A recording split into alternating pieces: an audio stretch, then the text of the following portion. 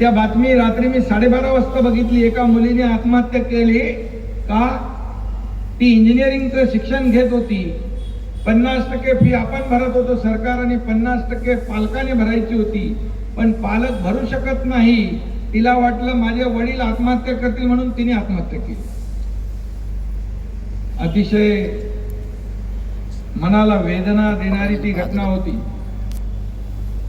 मी लगेच उच्च शिक्षण मंत्री चंद्रकांत पाटील यांना रात्री 1-1:30 वाजता फोन केला आणि म्हणालो, आपल्या राज्यात जर शिक्षणापासून वंचित कोणी राहत असेल आणि शिक्षणासाठी उच्च शिक्षण घेण्यासाठी आत्महत्या करत असतील तर या सरकारचा उपयोग काय?